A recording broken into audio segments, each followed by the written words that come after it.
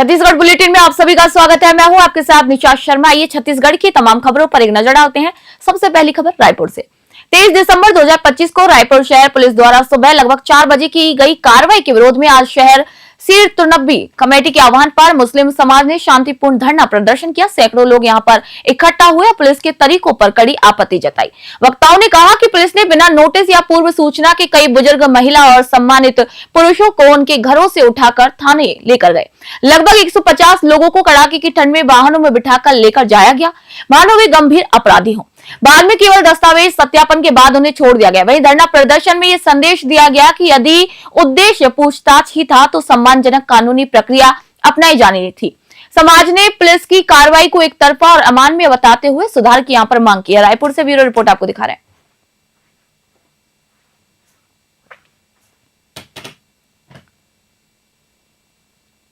रायपुर थाना मंदिर हसौत क्षेत्र के ईडब्ल्यूएस बिल्डिंग से कलिंगा यूनिवर्सिटी के विदेशी छात्र सैमपुर जुदे गिरकर गंभीर रूप से घायल हो गए, जिनकी उपचार के दौरान मृत्यु हो गई। घटना 22 दिसंबर 2025 की शाम 7:10 पर हुई है, जहां पर जांच में पता चला है कि मृतक अपने साथी के साथ बातचीत कर रहा था। तभी आरोपी नोई क्रूर माजाक सबरी पलिनो उर्फ टोनी और मोहम्मद खलफल्ला ओमर हसन ने उसके साथ वाद विवाद कर मारपीट करने का प्रयास किया। डर से बचने के लिए सैमपुर जुदे बिल्डिंग की सीढ़ियों से छत पर भागे और आखिरकार नीचे गिर गए। पुलिस ने तीनों आरोपियों की पातासाजी कर उसे गिरफ्तार कर लिया। थाना मंदिर हसौद में बीएनएस के अंतर्गत मामला दर्ज कर आरोपियों के खिलाफ कार्रवाई की गई है। पुलिस घटना की गहन जांच कर रही है। रायपुर से ब्यूरो रिपोर्ट आपको बता रहे हैं।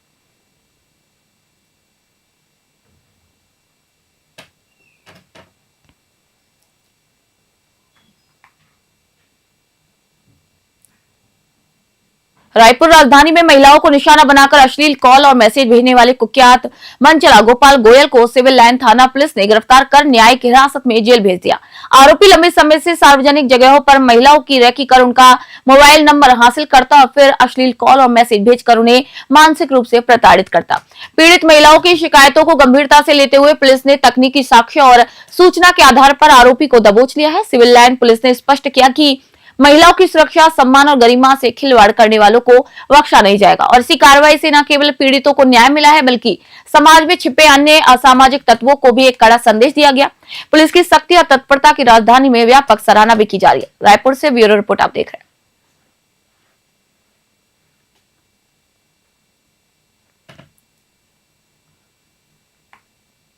सांसद एवं वरिष्ठ भाजपा नेता बृजमोहन अग्रवाल अंडमान निकोबार के पार्ट ब्लेयर में लोकसभा की एस्टीमेट कमेटी की बैठक में शामिल हुए और इस बैठक का मुख्य विषय एमएसएमई क्षेत्र को बढ़ावा देने में बैंकों की भूमिका था।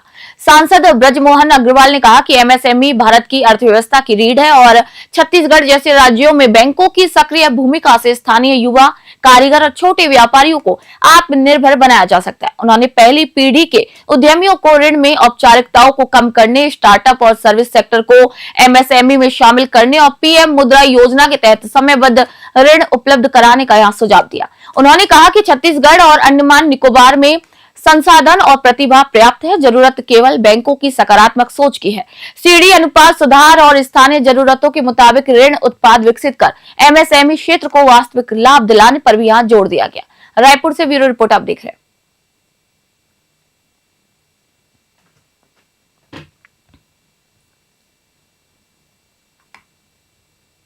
खबर दंतेवाड़ा से। जीरम घाटी नक्सली हमले को लेकर भाजपा राष्ट्रीय अध्यक्ष एवं केंद्रीय स्वास्थ्य मंत्री जेपी नड्डा द्वारा कांग्रेस पर लगाए गए अंदरूनी साजिश के आरोपों पर छत्तीसगढ़ प्रदेश कांग्रेस कमेटी के संयुक्त महासचिव छविंद्र कर्मा ने कड़ा पलटवार किया। छविंद्र कर्मा ने कहा कि झीरम घाटी कांड में कांग्रेस के वरिष्ठ नेताओं सहित 32 निर्दोष लोगों की निर्मम हत्या हुई थी और नड्डा का बयान शहीदों और उनके परिवारों का अपमान है।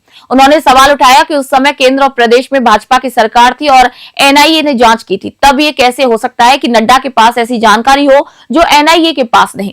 कर्मा ने केंद्रीय गृह मंत्री से निष्पक्ष पुनः जांच कराने और दोषियों का शीघ्र पर्दाफाश करने की यहाँ पर मांग की है। इसी दौरान जिला कांग्रेस कमेटी के कई वरिष्ठ नेता यहाँ पर मौजूद रहे। दंतेवाड़ा से ब्यूरो रिपोर्ट आपको बता रहे हैं।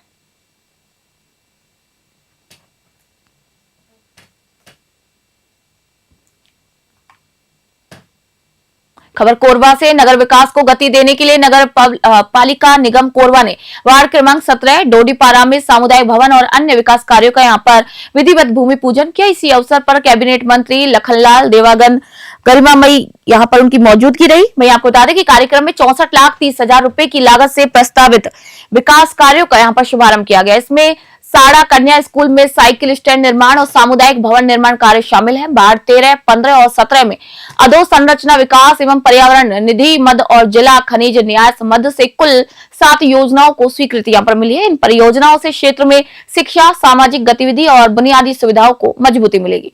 नागरिकों को सीधे लाभ भी होगा। और कार्यक्रम में आपको बता दें कि भाजपा जिला अध्यक्ष, पार्षदगण, गणमान्य नागरिक और पूर्व मंडल अध्यक्ष सहित कई लोग यहाँ पर नेता मौजूद रहे। कोरबा से ब्यूरो रिपोर्ट आपको दे रहे हैं।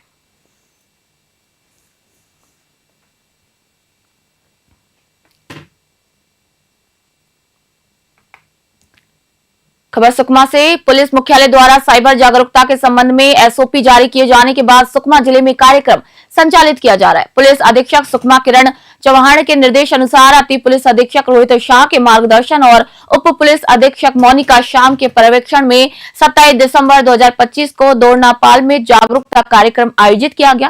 कार्यक्रम का मुख्य उद्देश्य ऑनलाइन धोखाधड़ी और साइबर अपराध से सुरक्षित रहने के लिए नागरिक और छात्रों को जागरूक करना था। छात्रों को सोशल मीडिया प्लेटफॉर्म पर fake profile, cyber bullying, stalking, grooming, child pornography, digital arrest और शेयर मार्केट फ्रॉड जैसी धोखाधड़ी के बारे में विस्तार से यहाँ पर जानकारी दी गई। इसके साथ ही उन्हें सुरक्षित इंटरनेट और सोशल मीडिया उपयोग, किसी भी लालच में ना फंसने, अनजान लोगों से संपर्क ना करने और साइबर फ्रॉड पर पुलिस या साइबर पोर्टल 1930 में शिकायत करने की यहाँ पर जानकारी दी गई। सुकमा से ब्यूरो रिपोर्ट आप देख रहे हैं।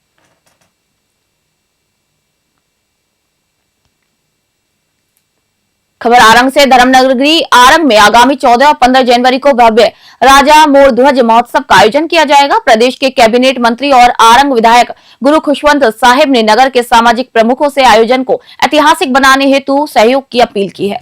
2 दिवसीय इस महोत्सव में आरंग की प्राचीन संस्कृति, गौरवशाली विरासत और ऐतिहासिक महत्व की झलक यहाँ पर देखने को मिलेगी।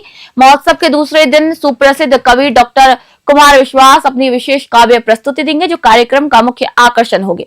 इसी अवसर पर मुख्यमंत्री विष्णुदेव साय और मंत्रिमंडल के कई सदस्य और प्रदेश के कई नामचीन हस्तियां यहाँ पर मौजूद होने वाली हैं। महोत्सव में क्षेत्र के ख्याति प्राप्त व्यक्तियों को अलंकरण सम्मान से सम्मानित किया जाएगा। इसके साथ ही ग्रामीण अंचलों के कलाकारों को भी अपनी कला प्रदर्शित करने का यहाँ पर मंच मिलेगा। आरंग से ब्यूरो रिपोर्ट आप देख रहे हैं।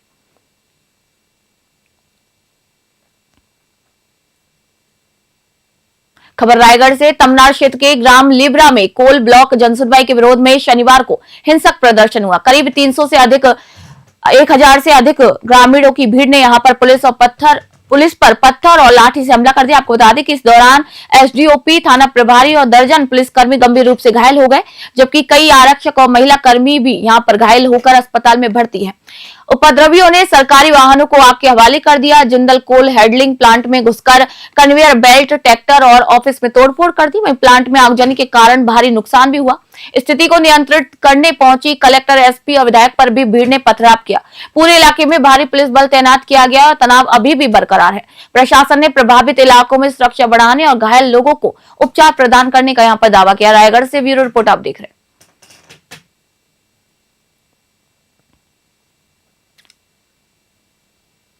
मुख्यमंत्री विष्णुदेव साय ने राजधानी जयपुर स्थित मुख्यमंत्री निवास कार्यालय में वर्ष 2026 के शासकीय कैलेंडर का विमोचन किया।